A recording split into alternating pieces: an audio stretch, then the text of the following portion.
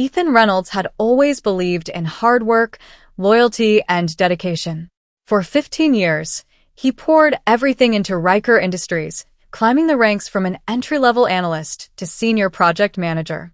He wasn't the loudest voice in the room, but when there was a crisis, everyone turned to Ethan. He knew the systems inside out, from supply chain software to client databases. When new hires struggled, Ethan trained them. When upper management made unrealistic promises to clients, Ethan found ways to deliver. It wasn't just a job to him. It was a career, a commitment, almost like a second home. Ethan never missed a deadline, often staying late without overtime pay. He didn't mind. Loyalty mattered more than the paycheck. At least, that's what he'd told himself. But the company had changed. Ever since Darren Holt had been promoted to vice president of operations 2 years ago, the culture shifted. Darren was charismatic but cutthroat, more interested in impressing the board than supporting the workforce. Ethan noticed subtle changes first: projects reassigned without explanation, meetings scheduled without inviting him, and reports he'd authored showing up with someone else's name. Then came the real warning signs. Ethan's quarterly bonus, which had always been reliable, suddenly vanished without explanation. When he asked HR, they mumbled about budget adjustments. His workload, however, had doubled. Emails went unanswered, and longtime colleagues grew cold, almost avoiding him. Ethan wasn't naive. He'd seen this pattern before. Companies didn't fire loyal employees outright, not when they'd been around long enough to know the cracks in the foundation. Instead, they pushed them out slowly, stripping away responsibilities until resignation felt like the only option. One morning, while walking past the HR office on his way to refill his coffee, Ethan caught a glimpse of his name on an email subject line: Employee Transition Plan, Ethan Reynolds. The HR manager quickly minimized the window, but it was too late. Ethan's heart sank. 15 years, and they were planning to cut him loose like he was nothing more than an expense. But instead of anger, Ethan felt something else: clarity. If they were planning his exit, he'd make sure it didn't go the way they expected. Years of being the company's problem solver had given him more than technical knowledge. It had taught him how everything operated, who made decisions, and where the skeletons were buried. He returned to his desk, calm but focused. He wouldn't lash out or storm into Darren's office. That's what they'd expect. Instead, he quietly started preparing for the inevitable. If Riker Industries thought they could discard him without consequence, they were about to learn just how wrong they were. Ethan had always been meticulous. It was that attention to detail that made him indispensable at Riker Industries. Now, it would be his greatest weapon. He knew how layoffs worked in corporate settings: quiet meetings behind closed doors, confidential emails, and security waiting to escort you out like a common thief. If they were planning his exit, they'd assume he'd leave quietly, tail between his legs. But Ethan wasn't built like that. The first thing he did was secure everything that proved his value. Over the years, Ethan had implemented nearly every operational system Riker relied on: project management platforms, client databases, workflow automations. He had designed the company's cloud storage structure himself, including the backup servers. Most people didn't know there were 2 layers of backups: the official one everyone used, and a silent redundancy system Ethan had built as a failsafe. Not for spying, just efficiency. But now, it gave him access to everything, even files people thought were deleted. Ethan copied key documents, project timelines, client correspondences, and performance reports, especially ones where he'd fixed problems that upper management took credit for. He also flagged emails that hinted at financial irregularities. Nothing he did was illegal. He wasn't stealing company secrets. He was protecting himself, ensuring that if Riker tried to tarnish his reputation after letting him go, he'd have proof of the truth. But the real gold mine was in the project budgets. Ethan had always suspected Darren Holt played fast and loose with numbers, but he never had a reason to dig deeper. Now he did. Late one evening, long after most of the office had cleared out, Ethan cross-referenced vendor payments with project expenses. It didn't take long to find the pattern. Darren had been inflating project costs, routing payments through a shell company, and pocketing the difference. Ethan sat back in his chair, staring at the screen. He could blow the whistle now, but that would be messy, and it wouldn't secure his future. No, he needed a cleaner exit. So, he played the long game. While smiling through meetings and pretending not to notice the cold shoulders, Ethan quietly reached out to a few industry contacts. His reputation was solid, built on years of reliable work. The moment word spread that he might be available, offers started trickling in. But one stood out: Valortech, an up-and-coming competitor to Riker. They weren't just offering him a job, they wanted him to lead operations, streamline processes, and help them bid for contracts Riker usually dominated.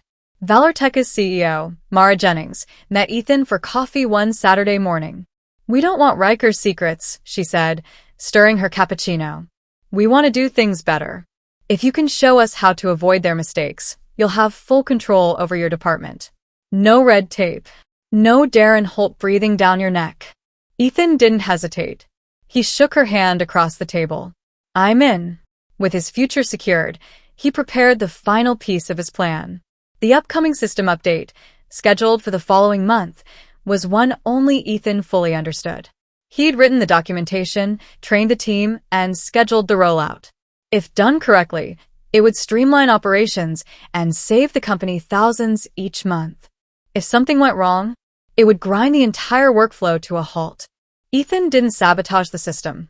That would have been unethical. Instead, he simply disabled the automated failover protocols that only he knew existed. If his account was deactivated, the system would default to a maintenance mode, freezing critical processes until someone with equal access fixed it. That someone didn't exist. By the time Darren Holt and HR finally called him into the office, Ethan was more than ready. He'd been dismissed in their minds weeks ago. They had no idea he'd been 2 steps ahead the entire time. The dismissal came on a Friday afternoon, classic corporate maneuvering. Ethan had seen it happen to others over the years. Wait until the end of the week, deliver the news just before closing, and ensure the employee has the weekend to process the blow. It was cold, calculated, and efficient. "Ethan," Darren Holt said, standing in his office doorway with a forced smile. "Got a minute?" Ethan stood calmly, notebook in hand, as if walking into just another project update. The HR manager, Rebecca, was already seated in Darren's office, a manila folder in front of her.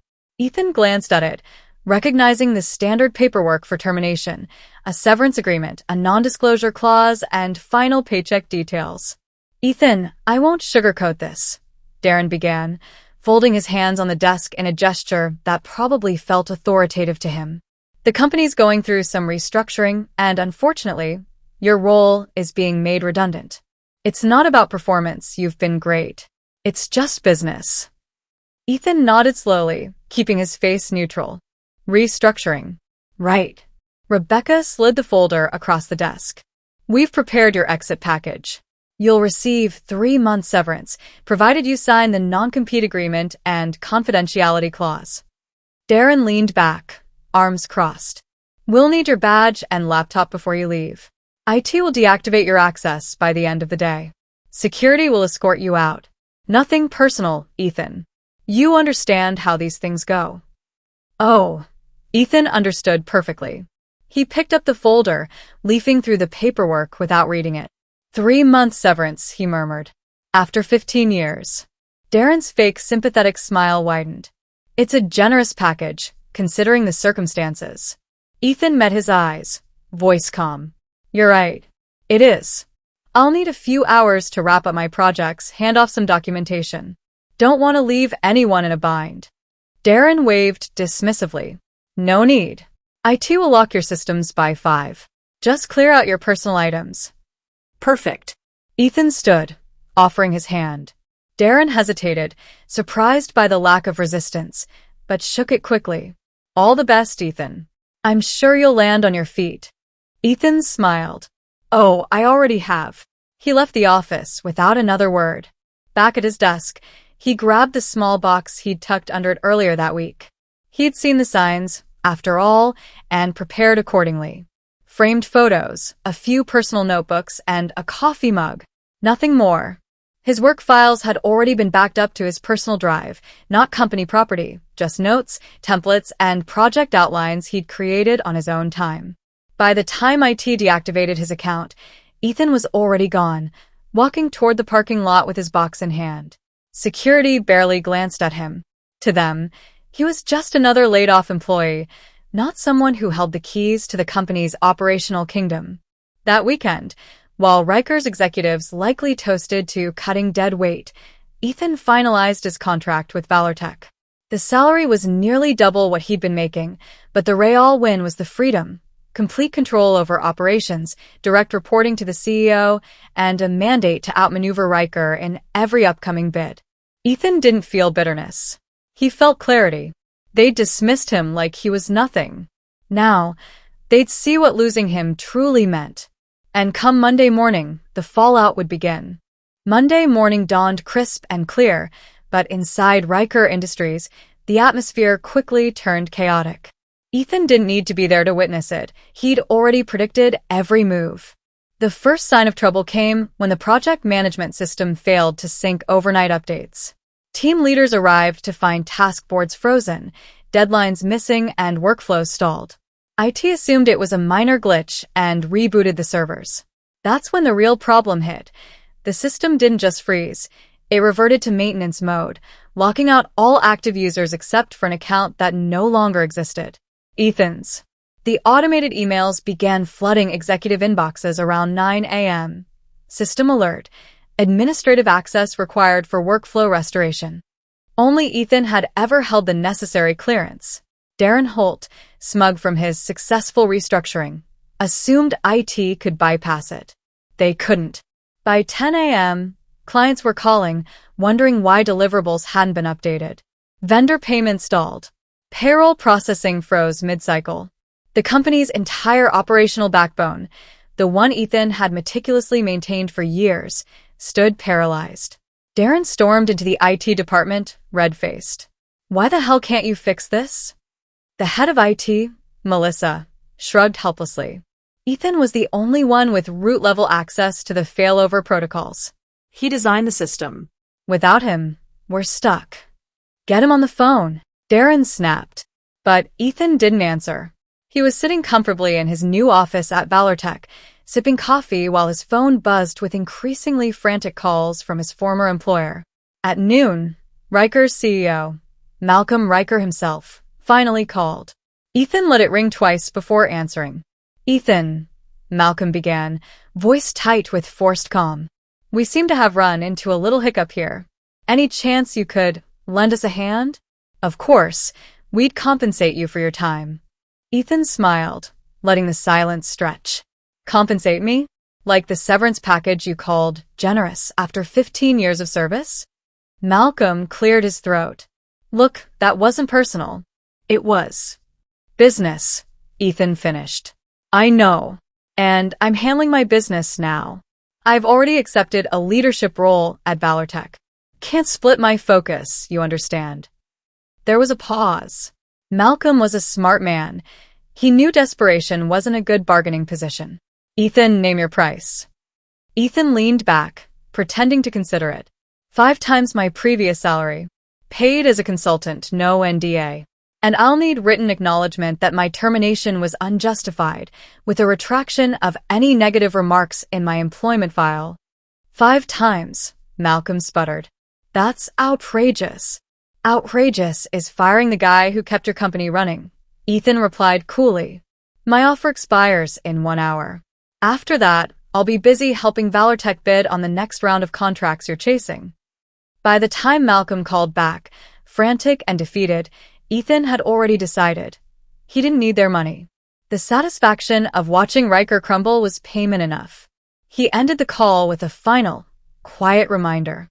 "Next time you dismiss someone like they don't matter, make sure they aren't the one holding your company together. Have a good day, Malcolm." Ethan never looked back. Within months, Valortech secured several major contracts Riker had taken for granted, and Darren Holt quietly resigned, amid whispers of financial misconduct. Loyalty, Ethan realized, should never be given blindly. But revenge?